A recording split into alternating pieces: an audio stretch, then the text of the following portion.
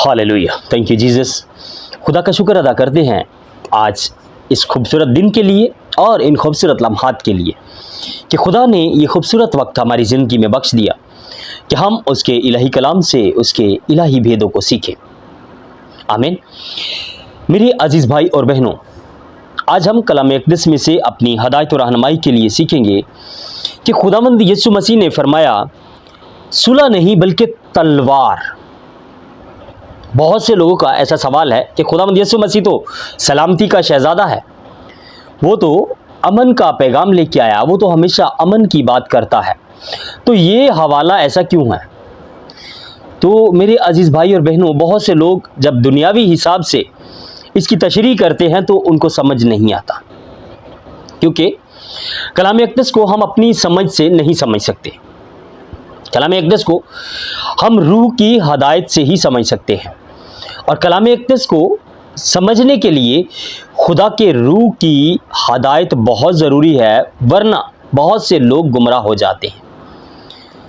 अगर हम पाक रूह की हदायत से कलाम अक़दस को समझें तो हमें हर एक बात मनोअन समझ आती है। अगर नहीं तो हम जैसे शैतान सवालात करता है वैसे ही हमारी नेचर हो जाती है। हम हमेशा सवाल करने वाला जहन रखते हैं, हम समझने की कोशिश नहीं करते बल्कि उस पर क्वेश्चंस करते हैं। और कलाम अक़दस पे क्वेश्चन कौन करता है? वो शैतान की एक खासियत है।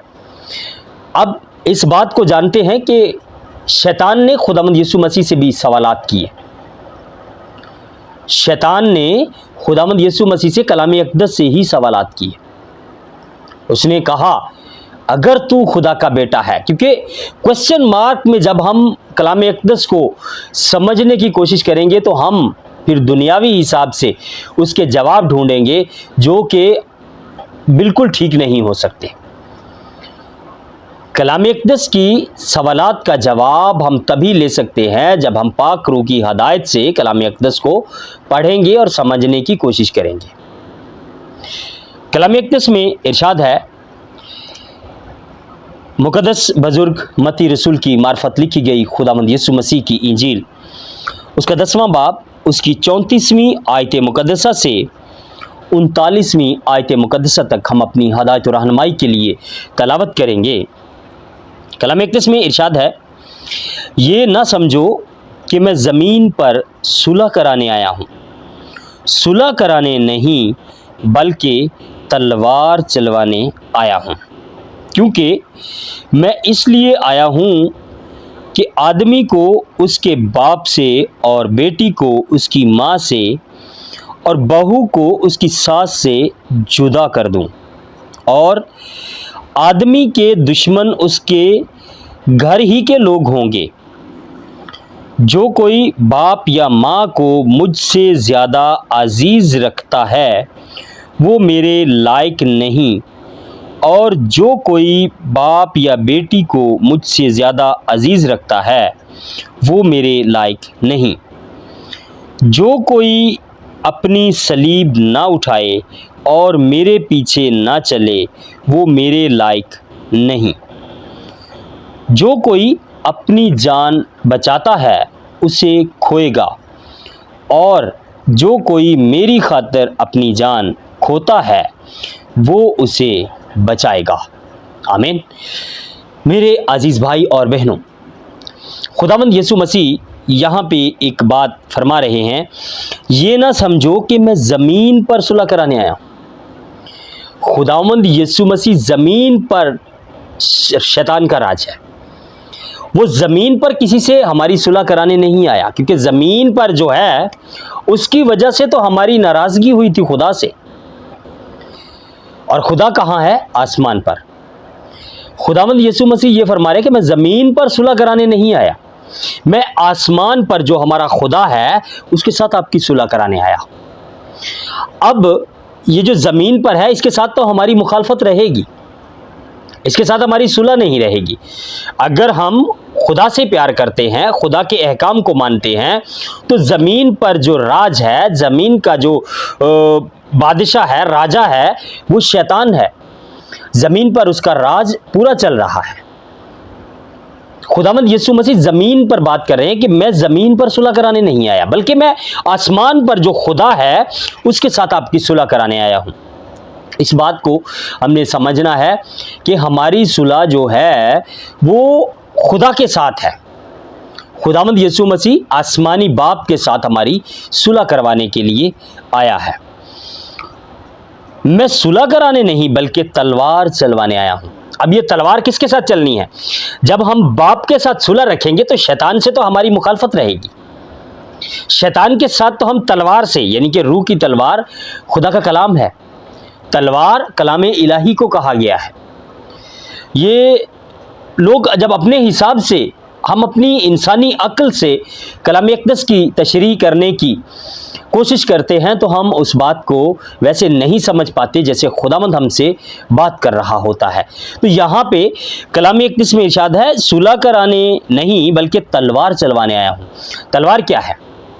अब जैसे शैतान ने सवाल किया खुदावंद यीशु मसीह से कि अगर तू खुदा का बेटा है तो बोल ये पत्थर रोटियां बन जाएं। अब इसका वापसी जवाब कलाम अक़दस से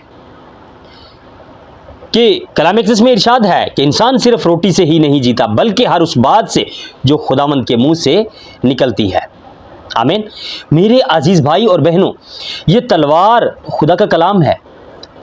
कलाम इलाही को तलवार कहा गया है। खुदावंद यीशु मसीह यहाँ पे वो बात कर रहे हैं। अब अगली आयत मुकद्दसा में इरशाद है, क्योंकि मैं इसलिए आया हूँ कि आदमी को उसके बाप से और बेटी को उसकी माँ से और बहू को उसकी सास से जुदा कर दूं और आदमी के दुश्मन उसके घर ही के लोग होंगे। ये अब बात हो रही है कि अगर एक घर में 5 लोग हैं या 3 लोग हैं या जितने भी लोग हैं, हर इंसान का एक माइंडसेट अलग होता है। हर इंसान वैसे दूसरे इंसान की नेचर के ऐन मुताबिक नहीं होता। अब अगर बाप है तो उसकी नेचर अलग है, बेटा है उसकी नेचर अलग है, बहू है, बेटी है, उनकी माँ से नेचर अलग है। अब कुछ लोगों को, जैसे कि झूठे नबी आजकल भी बहुत हैं, झूठे नबी खड़े हो जाते हैं, वो उनको खुश करने की बातें करते हैं।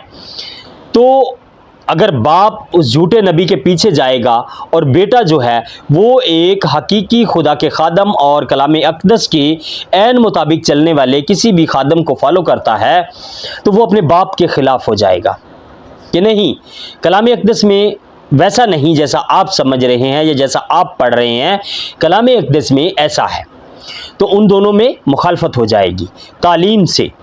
ठीक है, ये कलाम अक़दस की ही तालीम को बहुत तरह से लोग देते हैं।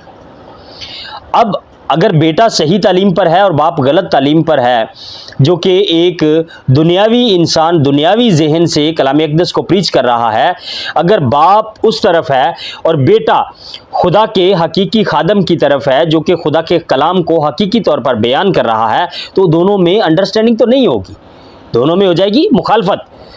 तो एक बंदा तो ज़मीन के खुदा का फॉलोअर हो गया और दूसरा बंदा आसमान के खुदा का फॉलोअर है, और इन दोनों में आपस में जंग है। और जब ये जंग है तो इसमें तलवार तो खुदा का कलाम है, तलवार तो चलेगी। तो मेरे अजीज भाई और बहनों, ये इस बात को बताया जा रहा है कि तलवार खुदा का कलाम है, ये वो कत्लो गारत करने वाली तलवार नहीं है।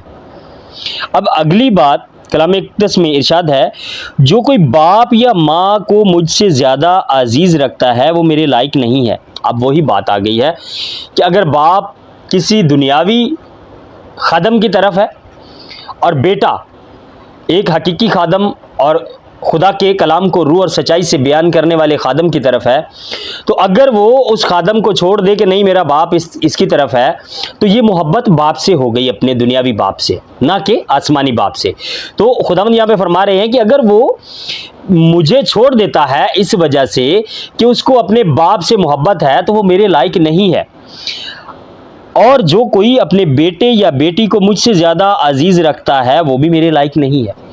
अब अगर यहाँ पे बेटा या बेटी किसी ऐसे दुनियावी खुदा की जो दुनियादारी में जो ज़मीनी खुदा है उसकी प्रस्तिश कर रहे हैं। और बाप अगर हकीकी आसमानी बाप की प्रस्तिश इबादत करता है तो वो अपने बच्चों की, बेटी बेटे या बीवी या बहू की खातिर उस आसमानी खुदा की हकीकी प्रस्तिश करने को छोड़कर उनके पीछे आ जाता है, तो भी खुदावंद ने कहा है कि वो मेरे लायक नहीं है।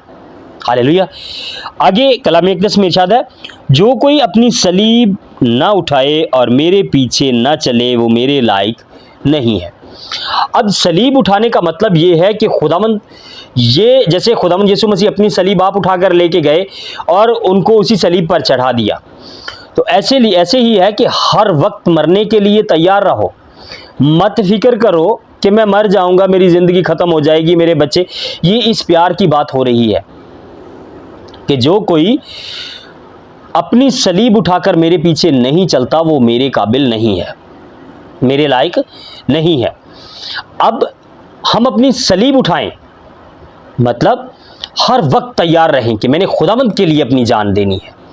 खुदावंद ने मुझे ऐसा कहा है कि अपनी सलीब उठा के मेरे पीछे आ जा।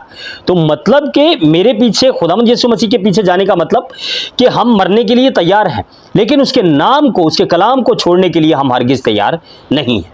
हालेलुया।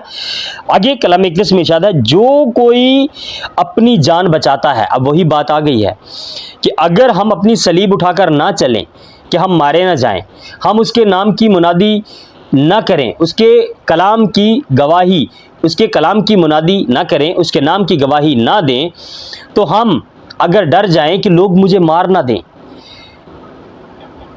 अगर ऐसा है तो खुदावंद ने कहा है वो मेरे लायक नहीं है। और जो कोई अपनी जान को बचाता है, मतलब कि खुदावंद यीशु मसीह का नाम लेने की वजह से अगर उस पर मौत आती है तो वो वहाँ पे नाम नहीं लेता, वो अपनी जान को बचाने की कोशिश करता है, तो वो अपनी जान को गंवाता है। आगे कलाम अक़दस में इरशाद है, और जो कोई मेरी खातिर अपनी जान खोता है वो उसे बचाएगा। अब कैसे? अब हम, एक ऐसा हजूम है, एक ऐसी भीड़ है जहाँ पे हमने खुदावंद यीशु मसीह की गवाही देनी है, उसके नाम को बताना है, खुदा के कलाम को बताना है। तो अगर हम वहाँ पे इस डर से गवाही उसकी नहीं देते, उसके कलाम की मुनादी नहीं करते कि कहीं हम मारे ना जाएं, तो ये इस दिशा में बात हो रही है कि अगर कोई मेरे नाम की गवाही देने से डरता है कि मैं कहीं मारा ना जाऊं, तो वो अगर वक्ती तौर पे तो शायद वो बच जाएगा, लेकिन वो अपनी जान को खो देगा, मतलब कि अबदी आग के लिए उसको दे देगा।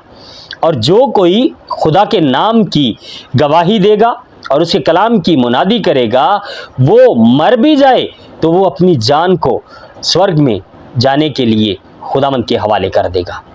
हालेलुया। खुदावंद आज के कलाम के वसीले से आपको और मुझे बड़ी बरकत बख्शे। आमीन। हम दुआ मांगे। कदूस मेहरबान रहीम आसमानी खुदा, तेरा शुक्र अदा करते हैं कि तू अपने कलाम से हमसे बात करता है। ऐ खुदावंद, तू पाक रूह का और ज़्यादा गहरा मस्सा अता फरमा कि तेरे इलाही कलाम को तेरे रूह की हदायत से खुदावंद हम सीखें और हमारी ज़िंदगियों में तेरा कलाम बहुत सा फल लाए। ऐ खुदावंद, तेरी रोशनी हम में चमके, तेरा किरदार खुदावंद हम में नज़र आए।